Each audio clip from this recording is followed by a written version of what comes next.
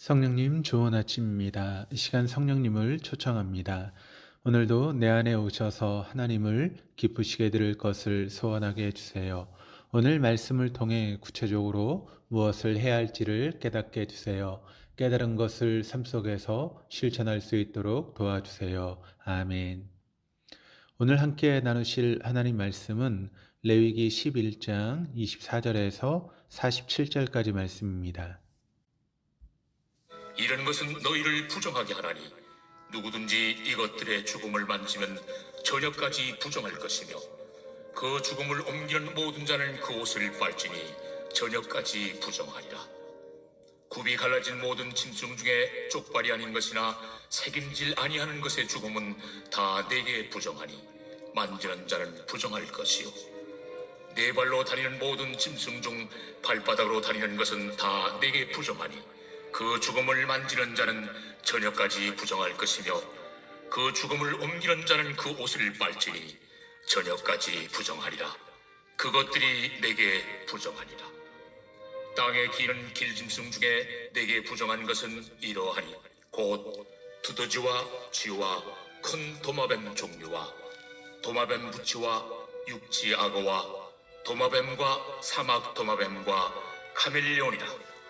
모든 기는 것 중 이것들은 내게 부정하니 그 죽음을 만지는 모든 자는 저녁까지 부정할 것이며 이런 것 중 어떤 것의 죽음이 나무 그릇이든지 의복이든지 가죽이든지 자회든지 무엇에 쓰는 그릇이든지 떨어지면 부정하여 지리니 물에 담그라. 저녁까지 부정하다가 정할 것이며 그것 중 어떤 것이 어느 질그릇에 떨어지면 그 속에 있는 것이 다 부정하여 지나니 너는 그 그릇을 깨뜨리라. 먹을 만한 축축한 식물이 거기 담겼으면 부정하여질 것이요 그 같은 그릇에 담긴 마실 것도 부정할 것이며 이런 것의 죽음이 물건 위에 떨어지면 그것이 모두 부정하여지리니 화덕이든지 화로이든지 깨뜨려버리라. 이것이 부정하여져서 너희에게 부정한 것이 되리라. 샘물이나 물이 고인 웅덩이는 부정하여지지 아니하되 그 죽음에 닿는 것은 모두 부정하여질 것이요 이것들의 죽음이 심을 종자에 떨어지면 그것이 정하거니와 만일 종자에 물이 묻었을 때에 그것이 그 위에 떨어지면 너희에게 부정하리라. 너희가 먹을 만한 짐승이 죽은 때에 그 죽음을 만지는 자는 저녁까지 부정할 것이며 그것을 먹는 자는 그 옷을 빨 것이요 저녁까지 부정할 것이며 그 죽음을 옮기는 자도 그의 옷을 빨 것이요 저녁까지 부정하리라. 땅에 기어다니는 모든 길짐승은 가증한 즉 먹지 못할지니 곧 땅에 기어다니는 모든 기는 것 중에 배로 밀어다니는 것이나 네 발로 걷는 것이나 여러 발을 가진 것이라. 너희가 먹지 말지니 이것들은 가증함이니라. 너희는 기는 바 기어다니는 것 때문에 자기를 가증하게 되게 하지 말며 또한 그것 때문에 스스로 더럽혀 부정하게 되게 하지 말라. 나는 여호와 너희의 하나님이라. 내가 거룩하니 너희도 몸을 구별하여 거룩하게 하고 땅에 기는 길짐승으로 말미암아 스스로 더럽히지 말라. 나는 너희의 하나님이 되려고 너희를 애굽 땅에서 인도하여 낸 여호와라. 내가 거룩하니 너희도 거룩할지어다.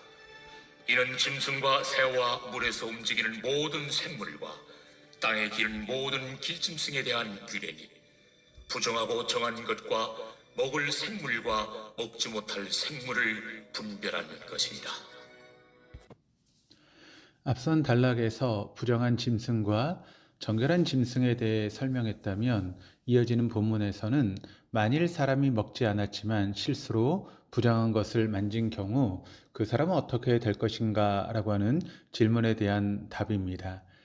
본문은 먼저 부정한 짐승의 죽음을 만졌을 경우 그리고 땅에 기어다니는 짐승들의 죽음을 만졌을 경우 또한 정결한 짐승의 죽음을 만졌을 경우에 대해 말씀합니다. 그리고 결론적으로 음식에 대한 정결 규례의 목적을 정리하며 설명합니다. 24절, 25절입니다. 이런 것은 너희를 부정하게 하나니 누구든지 이것들의 죽음을 만지면 저녁까지 부정할 것이며 그 죽음을 옮기는 모든 자는 그 옷을 빨지니 저녁까지 부정하리라. 먹을 수 있는 짐승들을 제외하고 부정한 짐승들은 그 사체를 만지는 것이 부정하다라고 규정합니다. 누구든지 정한 방법에 따라 짐승을 도살할 경우 예를 들어 소와 양과 염소 등 제사를 드릴 때를 제외하고는 짐승의 죽음을 만질 경우 부정하게 됩니다. 또한 저녁까지 부정하다라고 하는 것은 그날 저녁 곧 사체를 만진 그날 저녁을 뜻합니다. 앞선 5장 2절에서 사체를 만진 후 모르고 있다가 자기가 만졌다라고 하는 사실을 깨달은 경우에는 속죄제를 드려야만 했습니다. 본문에서는 만진 사실을 저녁이 되기까지 계속 의식하고 있는 경우를 말하며 이는 새날이 됨과 동시에 부정이 없어지는 것을 뜻합니다. 짐승의 사체를 물건 나르듯이 옮기면서 만졌을 경우에도 부정하게 됩니다. 이럴 경우에는 지나치다가 우연히 주검을 만진 자에 비해 부정함이 더 크기 때문에 그의 옷을 빨아야만 했습니다. 제사까지는 드리지 않아도 되기에 상대적으로 크지 않은 죄라고 할 수 있습니다. 하나님은 어떠한 죄와 잘못에 대해 돌이키고 회개하고 바로잡을 기회를 주십니다. 그 옷을 빨아 부정함을 면하게 하도록 길을 열어주셨습니다. 하나님은 우리의 죄를 미워하시지만 해결할 수 있는 방법을 마련해 주셨습니다. 그것이 속죄제, 속건제이고 또 그 옷을 빠는 방법이었습니다. 신약에 와서 우리는 모든 죄를 예수 그리스도의 십자가의 보혈을 통해 사함을 받았습니다. 중요한 것은 하나님 앞에서 자신의 죄를 인정하느냐라고 하는 것입니다. 죄를 깨달았다면 우리는 그리스도 앞에 나아가 주님의 보혈로 사함의 은총을 받을 수 있습니다. 26절에서 28절까지입니다. 굽이 갈라진 모든 짐승 중에 쪽발이 아닌 것이나 색임질이 아니하는 것의 죽음은 다 내게 부정하니 만지는 자는 부정할 것이요 네 발로 다니는 모든 짐승 중 발바닥으로 다니는 것은 다 내게 부정하니 그 죽음을 만지는 자는 저녁까지 부정할 것이며 그 죽음을 옮기는 자는 그 옷을 빨지니 저녁까지 부정하리라. 그것들이 내게 부정하니라. 굽이 갈라진 짐승 중에서 쪽발이 아닌 것은 앞선 4절의 낙타를 의미한다고 볼 수 있습니다. 발바닥으로 다니는 짐승은 굽으로 다니는 동물과 대조되는 개나 고양이, 사자, 곰 등을 표현하는 말입니다. 마찬가지로 이러한 부정한 짐승의 죽음을 만진 자는 저녁까지 부정하며 주검을 손으로 들고 옮긴 자는 그 옷을 빨아야만 했습니다. 29절부터 31절까지는 땅에 기는 길짐승의 죽음을 만지지 말라라고 말씀합니다. 또 32절에서는 부정한 짐승의 사체가 그릇이나 의복이나 자루 등에 떨어지게 될 경우 역시 그 사람이 부정하게 됨을 설명합니다. 어떤 일을 할 때 필요한 도구나 기구에 부정한 짐승의 사체가 접촉되었을 때도 부정하게 되었습니다. 그럴 경우 물에 저녁까지 담가두면 이후 부정이 사라지게 됩니다. 주검이 물건 위에 떨어져도 부정하게 되어 그것을 깨트려야만 했습니다. 36절에서는 반면 샘물이나 물이 고인 웅덩이에 떨어지면 부정하게 되지 않는다라고 말씀하는데 아마도 흐르는 물로 인해서 물이 계속 교체되었기 때문이거나 물 자체가 정결하게 하는 효력이 있는 것으로 여겨졌기 때문일 것입니다. 또한 37절, 38절에서는 파종할 종자씨에 떨어질 경우에는 부정하지 않았지만 종자에 물이 묻은 경우에 그것에 떨어지면 부정하게 되었습니다. 물이 묻음으로 생명활동이 시작한 것으로 보았기 때문일 것입니다. 이어서 먹을 수 있는 짐승이 죽은 경우에 대해서도 설명하는데 39절, 40절입니다. 너희가 먹을 만한 짐승이 죽을 때에 그 죽음을 만지는 자는 저녁까지 부정할 것이며 그것을 먹는 자는 그 옷을 빨 것이요 저녁까지 부정할 것이며 그 죽음을 옮기는 자도 그 옷을 빨 것이요 저녁까지 부정하리라. 먹을 만한 짐승이 죽는 것은 이스라엘 백성에게 허용된 짐승 곧 소나 양이나 염소 중에서 그 짐승들이 자연사를 한 경우를 뜻합니다. 제사를 드리기 위해서 죽인 경우에는 그것을 먹을 수 있었지만 자연사한 짐승을 접촉한 것은 그 자체로 부정한 것이었습니다. 종합적으로 살펴볼 때 죽음 자체가 부정한 것과 연결되어 있다라고 하는 것을 알 수 있습니다. 주검, 곧 사체를 만지는 경우에만 부정하게 되었다는 것입니다. 하나님께서 가증히 여기시고 혐오하라고 하신 짐승들도 살아있는 상태에서는 부정을 옮기지는 않았습니다. 하나님은 이 세상을 아름답게 창조하셨고 모든 동물을 본래 거룩하게 만드셨습니다. 그러나 생명이 끊어진 죽음으로 인해 부정하게 되는 상황이 되었습니다. 이것은 죽음이 생명에 반하는 것이고 죽음 자체가 창조의 목적을 파괴하는 것임을 가르쳐 줍니다. 기독교의 정신은 죽이는 것이 아니라 살리는 것이 되어야 합니다. 죽음이 아닌 생명을 위한 일에 교회는 힘써야 합니다. 생명을 살리는 사역이 무엇인지 늘 점검하고 돌아보아야 하겠습니다. 41절에서 43절입니다. 땅에 기어다니는 모든 길짐승은 가증한즉 먹지 못할지니 곧 땅에 기어다니는 모든 기는 것 중에 배로 밀어 다니는 것이나 네 발로 걷는 것이나 여러 발을 가진 것이라 너희가 먹지 말지니 이것들은 가증함이니라. 너희는 기는 바 기어다니는 것 때문에 자기를 가증하게 되게 하지 말며 또한 그것 때문에 스스로 더럽혀 부정하게 되게 하지 말라.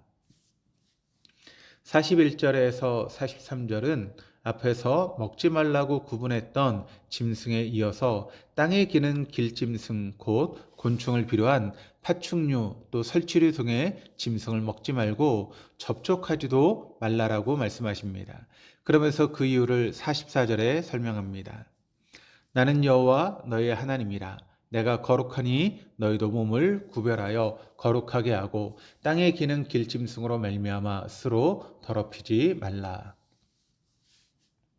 하나님께서 이스라엘에게 왜 이렇게 부정한 것과 정결한 것을 구분하라고 하셨겠습니까? 44절을 세 번역으로 읽겠습니다. 나는 주 너희의 하나님이다. 그러므로 너희는 몸을 구별하여 바쳐서 거룩한 사람이 되어야 한다. 내가 거룩하니 너희도 거룩하게 되어야 한다. 하나님의 백성은 하나님을 닮아 가야 합니다. 하나님께서 우리에게 거룩을 요구하시는 것은 하나님의 거룩에 우리가 참여하기를 원하시기 때문입니다. 마지막 45절에서 47절까지 말씀입니다. 나는 너희의 하나님이 되려고 너희를 애굽 땅에서 인도하여 낸 여호와라. 내가 거룩하니 너희도 거룩할지어다.